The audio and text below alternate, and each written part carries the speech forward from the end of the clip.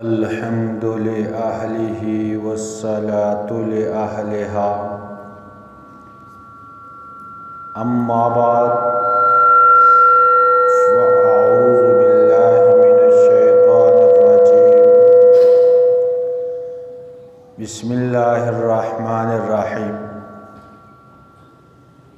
فإن آمنوا بمثل ما آمنتم به فقد اهتدوا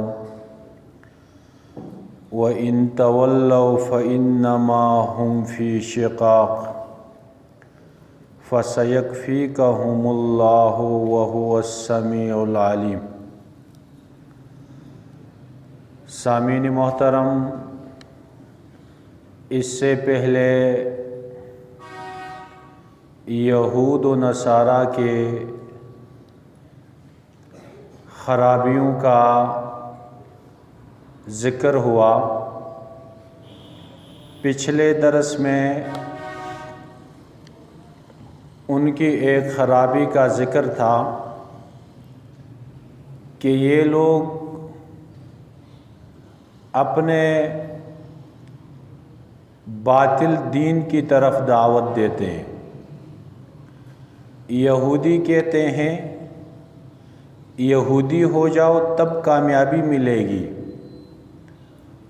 اور عیسائی کہتے ہیں کہ عیسائی بن جاؤ کامیاب ہو جاؤ گے۔ عبداللہ ابن سوریہ یہ یہودیوں کے بڑے علماء میں سے ہے۔ آپ صلی اللہ علیہ وسلم سے ایک موقع پہ کہتا ہے اگر ملت ابراہیمی پہ قائم ہونا چاہتے ہو تو یہودیت کو اپنا لو۔ وہ اپنے اس یہودیت کو برحق سمجھتے۔ تو اللہ رب العزت نے جواب دیا، مومنوں کو یہ تعلیم دی کہ آپ ان سے کہہ دیجئے کہ ہم اللہ پہ ایمان لائے اور اس کتاب پہ بھی ایمان لائیں جو کتاب اللہ رب العزت نے ہمارے طرف اتارا، جو ابراہیم، اسماعیل، اسحاق، یعقوب علیہم السلام اور دیگر انبیاء علیہم السلام پہ جتنی بھی کتابیں اتری ہم سب کو مانتے ہیں۔ البتہ ایمان ہمارا سب پہ ہے اجمالاً، اور قرآن پہ ہمارا ایمان تفصیلاً ہے، ہم اس پہ عمل کرتے، اور تمام انبیاء کو ہم برحق سمجھتے ہیں اور کسی طرح کوئی فرق ہم نہیں کرتے۔ اب اس آیت میں اللہ رب العزت نے صحیح ایمان، سچے ایمان کی معیار بیان کر دی۔ اس سے پہلے بھی ایمان کا ذکر ہوا،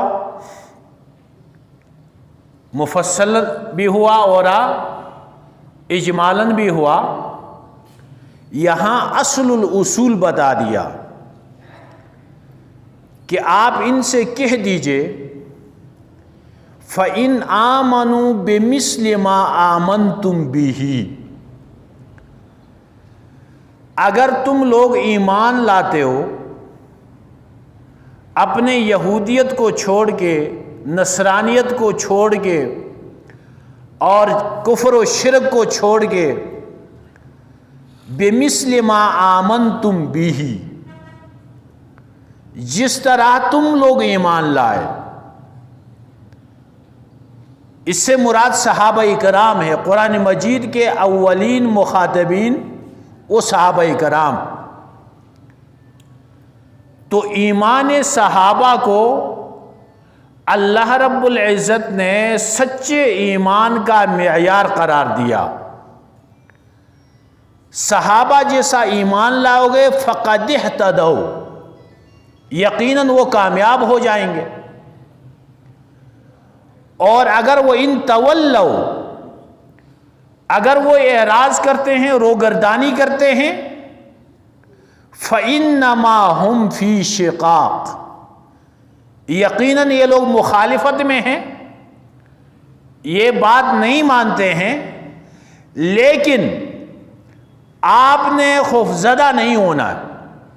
مسلمانوں کو اللہ رب العزت نے تسلی دی، اگر یہ لوگ نہیں مانتے ہیں آپ اس کی پرواہ نہ کریں کہ یہ آپ کو کوئی نقصان پہنچا سکیں گے۔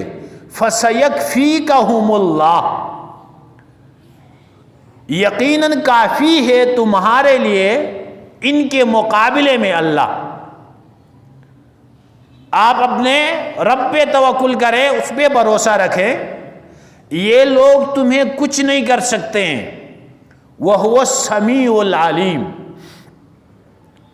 اور ایسا اللہ جو تمام باتیں تمہارے سنتا ہے اور تمام باتوں سے باخبر ہے، عالم ہے، تمہارے نیتوں کو بھی جانتا ہے۔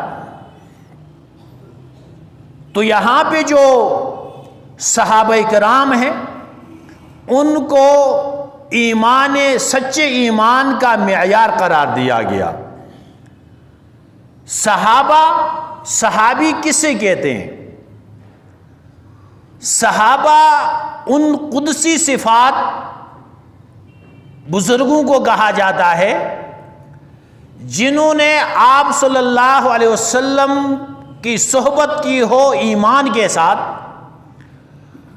اور اسی ایمان پہ مرنے دم تک قائم رہے ہو، وہ صحابہ کہلاتے ہیں۔ انبیاء علیہ السلام کے بعد اس کائنات میں سب سے افضل ترین مخلوق وہ صحابہ کرام، اور ان کی یہ فضیلت، یہ مقام ان کے اعمال اور کردار کی وجہ سے نہیں بلکہ نسبت کی وجہ سے۔ ان کے بعد کوئی بندہ عبادت اور ریاضت کے انتہا کو پہنچے لیکن آج صحابیت کے مقام تک کوئی نہیں پہنچ سکتا ہے، جتنی بھی بندہ ریاضت کرے۔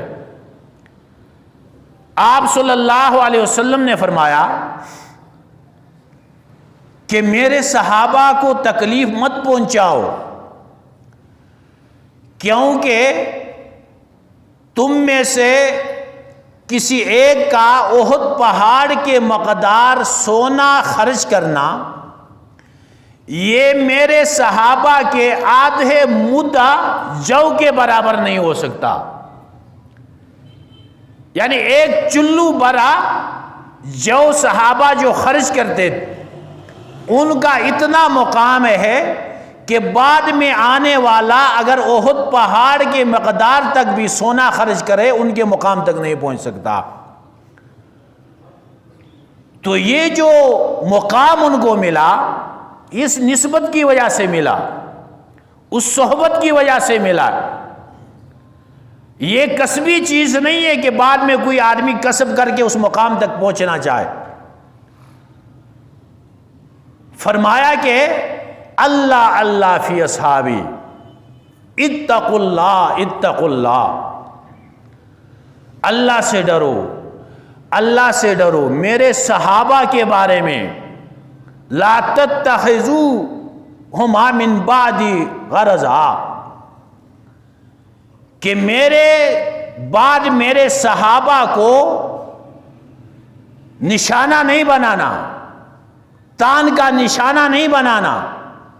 جو انہیں تکلیف پہنچاتا ہے وہ مجھے تکلیف پہنچاتا ہے، اور جو مجھے تکلیف پہنچاتا ہے وہ اللہ کو تکلیف پہنچاتا ہے۔ لہذا صحابہ کا بہت بڑا مقام، یہ صرف محبت اور عقیدت والی بات نہیں ہے، بلکہ ہمارے پورے شریعت کا، ہمارے قرآن کا جو ہم تک پہنچا ہے، اس کے لیے بنیاد اور سبب صحابہ ہے۔ اگر صحابہ پہ تان و تشنیع کی جائے تو پھر اس کا مطلب یہ ہے صحابہ پہ اعتماد نہیں تو قرآن ہم میں تو ان کے ذریعے پہنچی. یہ شریعت ہمیں جو پہنچی ہے، رسول کی صداقت ہم تک پہنچی ہے، تو وہ صحابہ کے واسطے سے پہنچی ہے. اس لیے بعض حضرات جو صحابی ہیں، یہودی ہیں، ان کی کوشش یہ ہے کہ کسی طریقے سے صحابہ کی جو عظمت مسلمانوں کے دلوں میں ہے وہ نکال دیں. اور جب صحابہ کی محبت اور عقیدت دل سے نکلے گی، پھر جو شریعت ہمارے پاس ہے، جو دین ہے، یہ دین بھی نہیں رہے گا، کیونکہ یہ دین ہم تک صحابہ کے واسطے سے پہنچا ہے.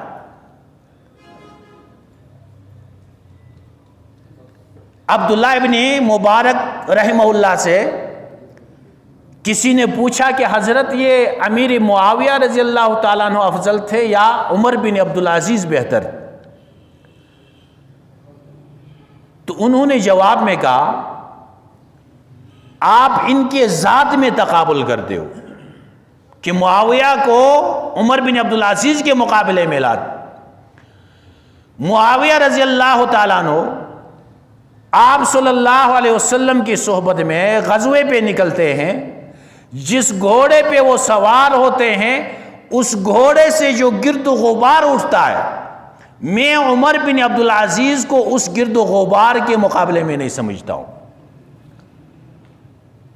صحابہ کا بہت بڑا مقام. تو ایک یہودی اس بات میں کوشش میں ہے کہ مسلمانوں کے دلوں سے صحابہ کی محبت کو، صحابہ کی عظمت کو کسی طریقے سے نکالے. اور بعض نام نہاد مسلمان بھی اس طرح ہے. بقول امام شعبی رحمۃ اللہ علیہ فرماتے ہیں کہ جو بندہ صحابہ کے خلاف بات کرتا ہے وہ مسلمان نہیں، یہودی ہے. اور اگر شکل و صورت مسلمان کی بناتا ہے تو اس کے اندر بھی وہ یہودیت کا جراثیم ہے، جس کی وجہ سے وہ صحابہ پہ طعن کرتا ہے. صحابہ معصوم نہیں ہے، معصوم صرف انبیاء علیہ السلام. گناہ صغیرہ کبیرہ، دانستہ غیر دانستہ، سب سے وہ اللہ نے محفوظ رکھا ان. اور صحابہ اکرام مغفور ہیں. مغفور کا مطلب یہ ہے کہ اللہ نے اعلان کر دیا رضی اللہ عنہم ورضوا عنہ، اللہ ان سے راضی، وہ اللہ سے راضی. اب بعد میں آنے والا صحابہ کے بارے میں بات کر کے یا تو اپنا ایمان ضائع کر رہا ہے اور یا تو وہ ہے دشمن اسلام کا، مسلمانوں کا، اپنے دشمنی کا اظہار کرتا ہے. تو فرمایا کہ ایمان وہی معتبر ہوگا جس طرح صحابہ کا ایمان، اس کے علاوہ دوسرا طریقہ وہ ایمان کا نہیں. صبغت اللہ، یہ اس میں اشارہ ہے.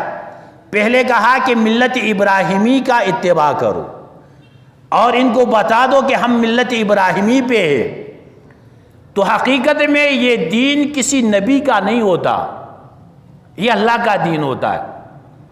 تو فرمایا کہ صبغت اللہ علیکم، صبغت اللہ، تم پہ لازم ہے اللہ رب العزت کے دین کا اتباع. صبغہ کہتے ہیں رنگ کو. اللہ کے دین کے رنگ میں اپنے آپ کو رنگ لو. وَمَنْ أَحْسَنُ مِنَ اللَّهِ صِبْغًا، اور کون بہتر ہو سکتا ہے اللہ سے رنگ کے اعتبار سے. وَنَحْنُ لَهُ عَابِدُونَ، اور ہم اللہ ہی کی عبادت کرتے ہیں.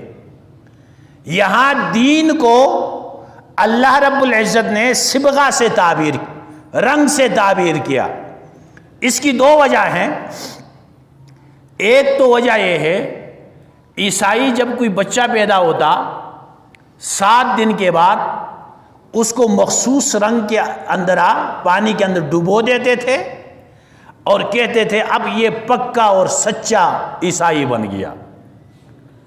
تو اللہ رب العزت نے اس کی تردید کی، ایسے رنگوں سے عقیدے نہیں بنتے۔